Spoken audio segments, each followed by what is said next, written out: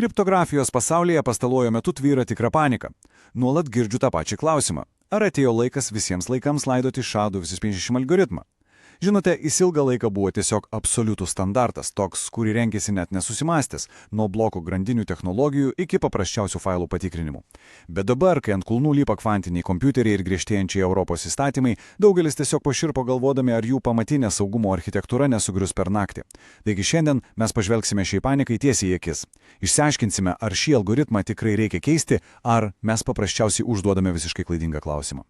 Šioje apžvalgoje mes sujungsime du pasaulius, kurie, pripažinkime, per retai susitinka. Tai giloji techninė kriptografija ir ES reguliacinė aplinka. Pasižiūrėsime, kaip tie sudėtingi matematiniai algoritmai tiesiogiai susidūrė su tokiomis direktyvomis kaip Mika ir Dora. Mano tikslas padėti jums pereiti nuo tos sausos, sunkiai skaitomos techninės dokumentacijos prie labai aiškaus strateginio vaizdo. Ir patikėkite manimi, nesvarbu ar esate inžinierius ar valdybos narys, tai, ką dabar aptarsime, iš esmės pakeis jūsų požiūrį į duomenų saugumą. Taigi, koks mūsų planas? Pirmiausia, atskirsime šią 2G3K5 mitus nuo realybės. Antra, aptarsime naujas žaidimo taisyklės – Mika ir Dora. Trečia, pažiūrėsime, kur šis algoritmas jau tikrai nebepritampa. Ketvirta, atversime modernos kriptografijos alternatyvų dėžutę. Ir galiausiai, aptarsime aiškų planą, ką jums daryti jau šiandien. Pradėkime nuo pirmosios dalies – SHA-256 mitas ir realybė. Ir kodėl tai, tiesą sakant, apskritai nėra šifravimas. Išklaidykime tą patį didžiausią, sakyčiau, net pavojingiausią mitą. Labai dažnai girdžiu įmonės išdidžiai sakant, mūsų duomenys super saugus, mes juos užšifravome naudodami SHA-256. Tai yra fundamentali klaida. Realybė tokia. SHA-256 apskritai nėra šifravimo algoritmas. Tai yra kriptografinė maišos funkcija. Jos tikslas nėra užrakinti jautrių duomenys į kokį nors seifą, kurį vėliau galėsite atrakinti. Ne. Jos tikslas sukurti unikalų skaitmeninį piršto atspaudą.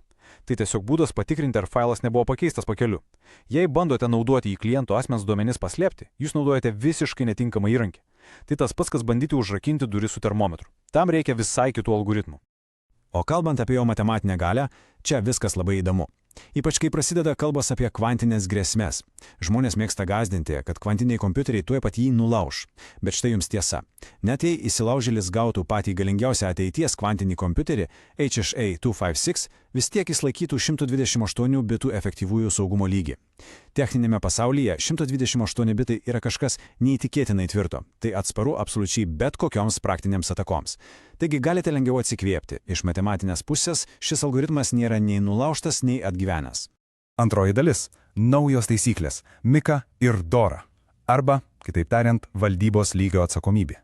Ir štai čia prasideda patys įdomiausi dalykai. Nors ką tik išsiaiškinome, kad matematiškai algoritmas saugus, technologijose matematika yra tik viena medalio pusė. ES įvyko didžiulis reguliacinis žemės drebėjimas. Tai, kas anksčiau buvo tik IT skyriaus Rusija priimamas sprendimas, dabar tapo valdybos galvos skausmu. Pagal naujus Mika ir Dora reikalavimus, atsakomybė už algoritmus perkeliama tiesiai vadovams. Valdyba tiesiog nebegali gūžčioti pečiais ir sakyti, na, mūsų programuotojai tuo pasirūpins. Vadovai privalo suprasti, kas naudojama ir užtikrinti kontrolę. Tai reiškia, kad algoritmų pasirinkimas ką tik tapo teisinė ir labai strateginė atsakomybė. Šios taisyklės reikalauja visiškai holistinio požiūrio. Jau nebegalite tiesiog aklai įmesti algoritmą į sistemą ir tikėtis geriausio. Reguliatoriai nori matyti proporcingą rizikos valdymą. Ką tai reiškia? Ogi tai, kad turite aiškiai įrodyti, jog jūsų parinktas įrankis atitinka konkrečią riziką. Jūsų sistemos turi būti nuolat testuojamos, audituojamos, turite turėti incidentų valdymo planą. Jei naudojate net ir patį geriausią algoritmą be šių kontrolės mechanizmų, teisiškai jūs esate pažeidžiami. Tai nebėra tik techninis ginčas, tai atitikties klausimas. Trečioji dalis – kur SH-256 jau netinka. Saugumo teatras prieš realią apsaugą. Taigi, pereikime prie realios jūsų sistemų architektūros. Kur šis atrodytų visagalis algoritmas staiga tampa didžiausiu organizacijos Achilo kulnu. Kur baigėsi reali apsauga ir prasideda tas vadinamasis saugumo teatras. Riba iš tikrųjų yra labai aiški. SHA-256 vis dar yra fantastiškas pasirinkimas failų vientisumui, API parašams ir logų auditavimui. Ten jis savo vietoje. Bet didžiausia ir turbūt pati populiariausia klaida – slaptažodžių saugojimas. Klausykite atidžiai. Naudoti šį algoritmą slaptažodžiams šiandien yra tiesiog absoliuti katastrofa. Leiskite paaiškinti, kodėl taip yra. Jis buvo sukurtas vienam tikslui – būti itin greitu ir efektyvu. Tai puiku dideliams failams, bet mirtina klaida slaptažodžiams. Kadangi algoritmas toks greitas, piktavėliai pasitelka galingas vaizdo plokštes ir naudoja brutalias atakas. Jie gali spėlioti milijonus, net milijardus slaptažodžių kombinacijų per vieną sekundę.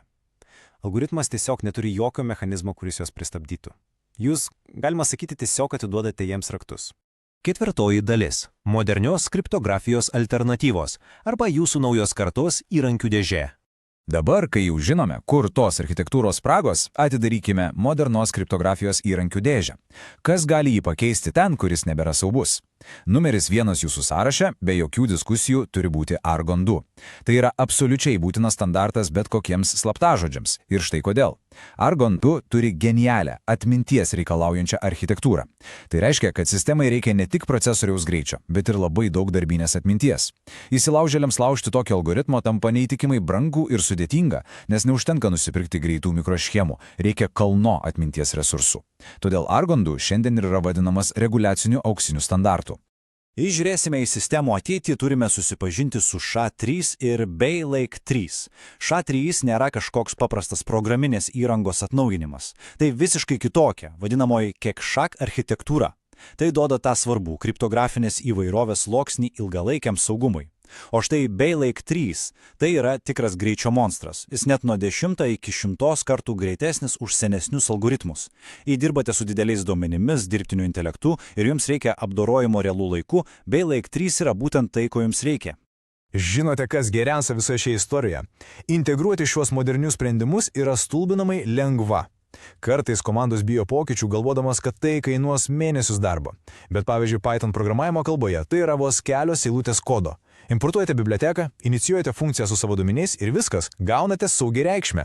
Perėjimas prie aukštesnio saugumo dar niekada nebuvo toks paprastas, todėl bet kokie pasiteisinimai likti prie senų įpročių čia tiesiog nebegalioja. Penktoji dalis. Ką daryti jau šiandien? Jūsų praktinis audito gidas. Teorija yra gerai, bet kaip mums tai pritaikyti realybėje? Tiesa, sujunkime viską į vieną aiškų planą, kurį galite pradėti naudoti iškart po šios apžvalgos. Tai jūsų žemėlapis atitikčiai užtikrinti. Svarbiausia taisyklė – susijęti konkretų atvejį su teisingu algoritmu. Saugote slaptažodžius, jums būtinas Argon 2. Kuriate naują ateičiai atsparę sistemą, naudokite SH3. Reikia žaibiškai apdoroti didžiulius duomenis, Blake 3 yra jūsų draugas. Na, o toms senesniems sistemoms, paprastam failų vientisumai ar API parašams, tikrai galite ir toliau drąsiai naudoti SHA-256 ar SHA-5 Tinkamas įrankis tinkamam darbui, nieko daugiau. Ir pabaigai noriu palikti jūs su viena labai svarbia mintimi.